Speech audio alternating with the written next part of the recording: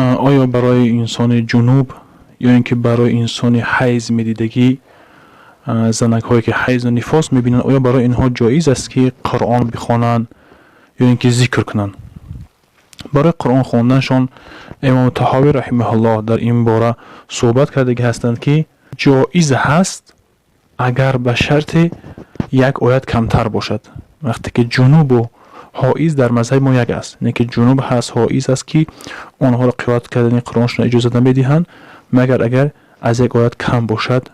به همون خاطر مثلا که اون بگیم در آیت پره که نمیدرد ذکر نمیدرد، ذکر کردن نزد جمهور درست است که میتوند که اون ذکر کند انسان جنوب یا که انسانی حیض و نفاس میدهی از زنها، یعنی که بسم الله گفتن، کلمه شهادت گفتن، یا اینکه یکم دعا را خواندن، این حالت دا برای چه حائض باشد چه برای جنوب باشد اجازت هست. و در کتاب جوهرات نگیره و در دیگر کتاب ها شروح کتاب های ما میفرمایند که حائض زنکه حیض میدهی یا که نفاس میدهی معلمه باشد، یعنی که کودک را تعلیم قرآن میدهد، آیا برای اون جایز است یا نه؟ میگه جایز است اون بگیم کودک را تعلیم بدهد اگر کلمه باشد. یک مثلا که نفر میاد پیش یک معلمه، پیش یک زنکه که اون قرآن تعلیم میدهد، نزد همون قرآن بخواند، اون فقط گوش کند، هیچ باکی نداره به گوش کردن. گفتن اون هم جایز است، میگه وقتی کلمه بگد، اگر هم آیت پره خوانده بود کرده برای اون ندهد که چه از ممانعتی دارد، چخیلی که ما بیان کردیم. سبب در این است که اونها اجازت میتن چون که از حالت ضرورت هست. جنوب هم همین خیل، حائض همین خیل، اگر که مجبور باشد گوش کردن اجازت هست.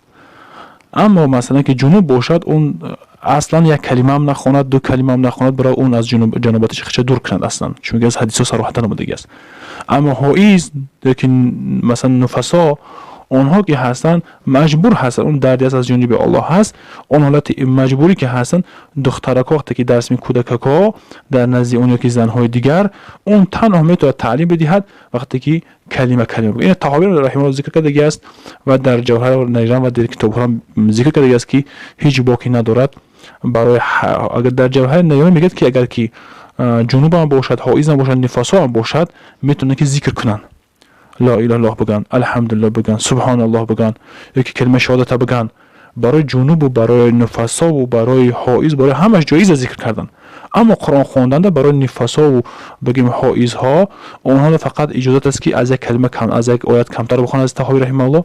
اما نزد دیگر علما که یکم کلمه اگر تعلیم بده، اگر استاد باشه، در این حالت اجازت هست. والله اعلم و السلام علیکم و رحمت الله.